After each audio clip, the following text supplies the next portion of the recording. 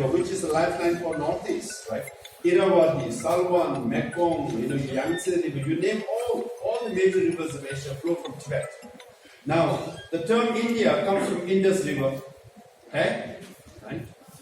Now, the 40% of water of Indus River is a Tibetan glacier, Tibetan snow. Matlab, 40% of term Indus is Tibetan water. So we have 40% copyright or patent over the term India. So we don't charge for using Tibetan water, for India and the whole of Asia also. So this is how we are linked, you see. India comes from Indus, but 40% of water is Tibetan water. So 40% of you is us. And also, Mansarovar and Mount Kailash, Lord Shiva is there for thousands of years. है कि नहीं? वहाँ है. आप लोग दर्शन के लिए जाते हैं. तिब्बत में कब से है वहाँ से? So we have always hosted Lord Shiva for all these many decades. Now, so the Tibet is vital as far as water is concerned. 1.4 billion people of Asia depend on water starting from Tibet. Now China is building a lot of dams, including on Brahmaputra. Now 3 dams have already been built on Brahmaputra from the Tibetan side. Okay. Now they want to build a big one at the what they call Great Bend or Big Bend. They want to divert the river towards Tibet and Xinjiang. Simon, that's one theory. So if that happens, the people downstream in Assam and Bangladesh will be denied the water. So Tibet issue is not just for Tibetans; it is for whole of South Asia. So it's vital that yes, Tibet is the water tower of Asia. Yeah. Yes, sir. Sir, when do you expect? Up till now, the Tibetan administration in exile has not been recognized by any country of the world. America has. But in that, but they have not opened an embassy in the Tibetan embassy. Neither they have allowed the Tibetan government in exile to open an embassy in the US. That's in the year. We have Office of Tibet in Washington, D.C. I formally entered the State Department last November as the CTOM or the President of Central Tibet Administration. And in December, I also entered the White House. But for the first time in the last 60 years. So there is. What about the protocol, sir? What about the protocol? Is it accorded the protocol of an embassy? अभी देखो step by step होता है. We have taken a big step.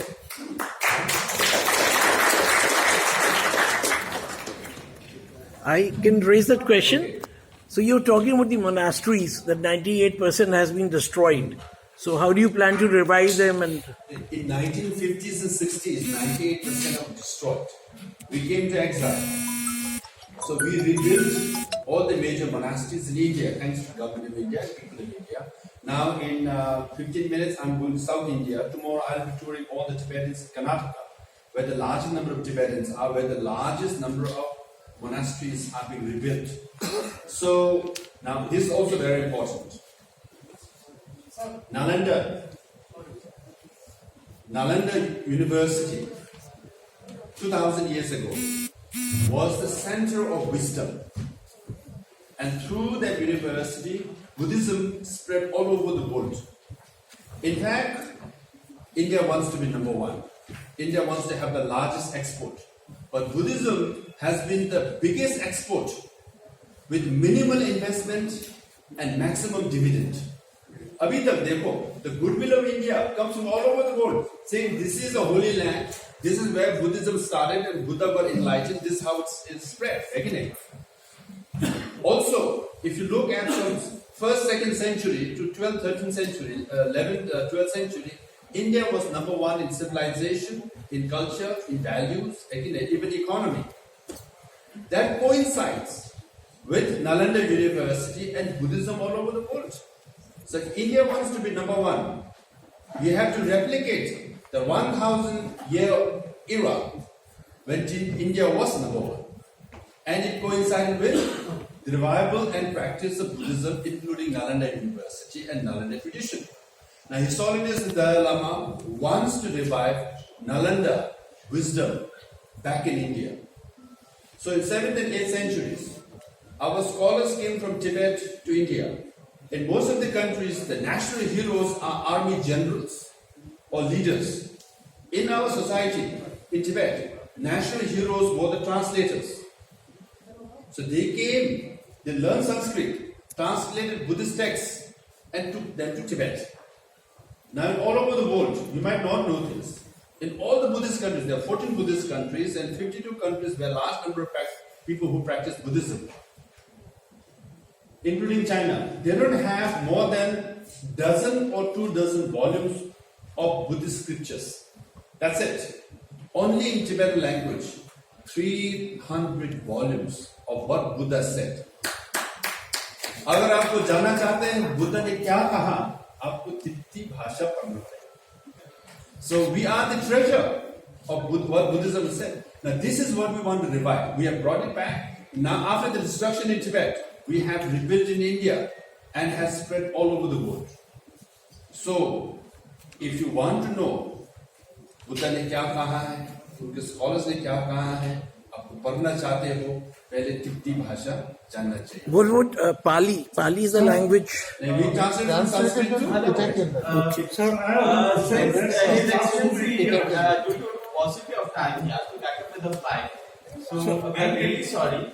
One small question, one little question. Sir. I'll take 2 questions. Yes, Sir. Sir, since last so many years, Yes. you have seen so many prime ministers. So many prime ministers in the last 60 years. You have seen Indian different prime ministers. You have a good hope with present prime minister that along with Mr. Modi and your government can face the China well. देखिए हम ज़्यादा Indian affairs पे comment नहीं करना चाहिए, specially अब individual. हम ये कह सकते हैं लाल बहादुर अभी तक 7 साल तक चीन का वो चतुर्वेदी, उनका विस्तारवादी का सोच है, has influenced all the prime ministers अभी तक. अब दोकलम और गलवान के बाद सब अब जाग रहा है, कह रहा है कि ये जो कहा रहा है, जो कहते हैं वो अच्छा नहीं हो. For example, President of China Xi Jinping came in November of 2019, I think, to Tamil Nadu. Prime Minister Modi ji met, है कि नहीं वहाँ पे. तो 2020 they wanted to celebrate as the 70th anniversary of diplomatic relationship between India and China. मतलब 70 years ago, when China was not recognized by many countries, India was one of the very few who went ahead and recognized China. So now China should be grateful. So in Tamil Nadu, they decided they had an agreement because 2020 was the 70th anniversary of diplomatic relationship between 2 countries. They had 70 major events lined up in India and China. Now November 2019 that happened. Okay, meeting in Tamil Nadu. May of 2020, Galwan Valley happened. So if you think of 20 to 30,000 Chinese troops brought all the way from China to the border, it takes at least 12 months of planning and 6 months of execution. मतलब जब तमिलनाडु में मिल रहे थे, उनका planning execution चल रहा था. ऐसे चतुर्वेदी है, ऐसे है. तो सबको जागना चाहिए. Now among all the prime ministers, I don't want to comment on. Lal Bahadur Shastri ji,